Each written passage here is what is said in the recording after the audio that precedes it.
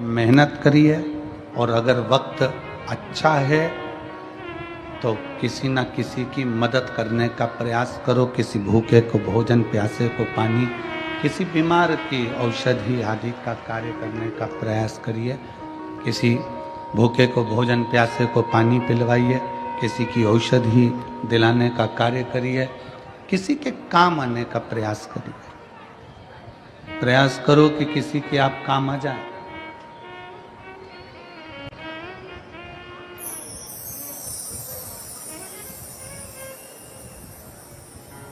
केवल बटोर कर रखना ही नहीं है,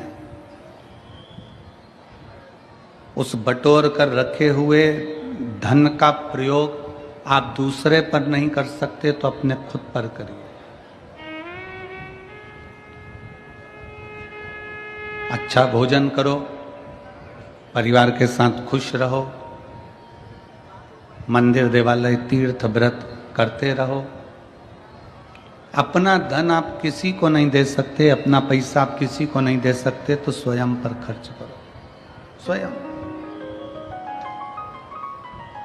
चौकीदार बनकर जिंदगी मत जीना कि जोड़ जोड़ कर बेटों के लिए रख दिया, बहुएं आ गईं, वो अपनी मस्ती में खूब अच्छी जिंदगी जी रही, और तुम अपने मकान का ताला लगा रही, चाबी लगा रही, पेटी में ताला लगा रही, चाबी लगा रही, रसोई घर में बार बार झांक के आ रही, दुकान का पूछ रही, घर का पूछ रही, कैसा हुआ, व्यापार कैसा हुआ, घाटा तो नहीं लगा, दुख मन में बहुत हो रहा।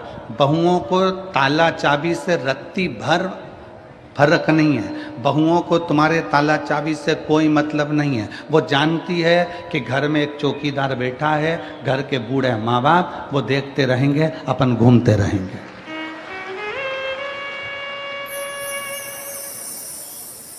अपनी चौकीदार की ड्यूटी को त्यागो। अब हमें चौकीदार नहीं बनना घर का, अब हमें घर का मालिक बनना। मालिक और चौकीदार में अंतर है। चौकीदार बस ध्यान रखता रहता है, ध्यान रखता रहेगा, पूरा समय उसने इसी में निकाल दिया, ध्यान रख रख कर। मैंने तो अपने बच्चों के लिए जोड़ा, मैंने तो अपनी बहू के लिए जोड़ा, मैंने तो अपने पोते के लिए जोड़ा, मैंने तो अपने नाती के लिए जोड़ा, मैंने तो अपनी बेटी के लिए जोड़ा, मैंने तो अपने बेटे के लिए जोड़ा, जमाई के लिए जोड़ा, इसके लिए जोड़ा, उसके लिए जोड़ा। पूरा समय हमने इससे ही निकाल दिया। अपनी जिंदगी क्या जिए? आपने अपना जीवन क्या जिया? कल एक कोई, वो हमारे शुभम जी, मंगेश जी पाटिल हैं, उनके कोई दोस्त लोग कल आए थे मिलने के लिए। तो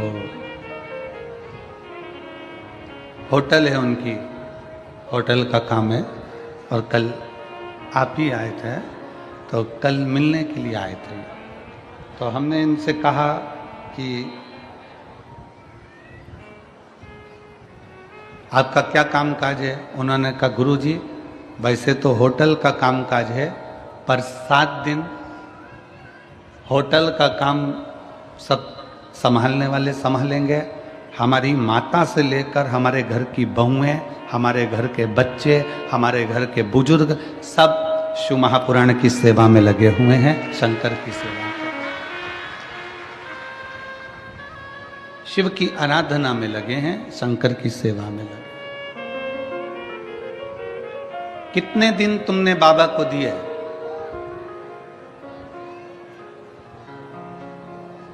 कितने दिन दिए बाबा को शिव महापुराण के?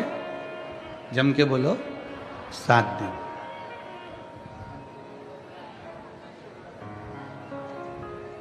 तुमने केवल 7 दिन बाबा को दिए हैं। तुमने केवल 7 दिन बाबा को समर्पित किए हैं। तुमने केवल 7 दिन भगवान शंकर को दिए, केवल 7 दिन। और ये 7 दिन जो तुमने भगवान शिव को प्रदान करे हैं, ये 7 दिन जो तुमने भगवान शंकर को दिए हैं, ये 7 दिन तुमने जो परमात्मा को दी है वो परमात्मा ने लेकर तुमको कितना चौगुना कर कर, 1000 गुना कर कर, लाख गुना कर कर जो दिया है वो आप खुद समझेंगे कि बाबा ने क्या प्रदान किया, शिव ने क्या दिया।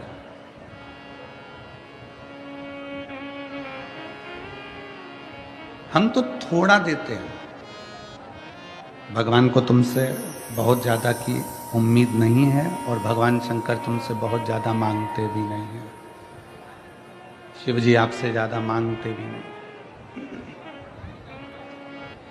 बहुत ज़्यादा भोले बाबा को तुमसे चाहिए भी नहीं, कम। कल कथा में कहा कि तुलसी बाबा तो लिखते हैं आदि में पुनियाद, बहुत कम आप दो।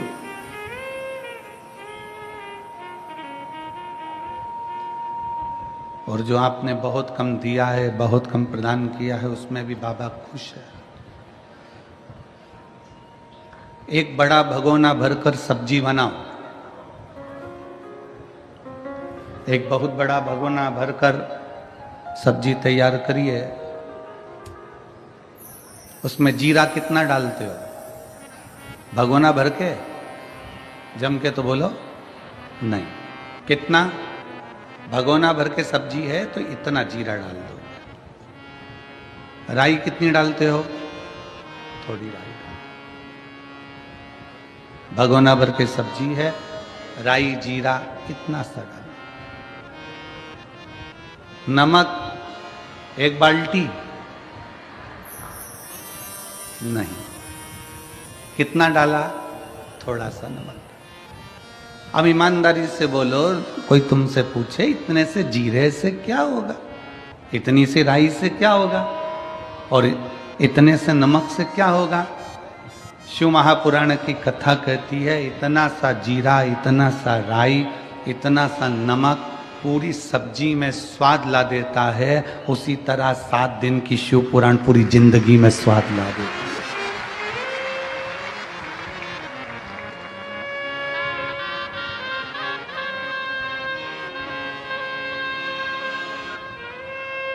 सात दिन की ये शिव महापुराण की कथा हमारे जीवन में स्वाद उत्पन्न कर देती है, खुशियां उत्पन्न कर देती है, प्रसन्नता उत्पन्न कर देती है।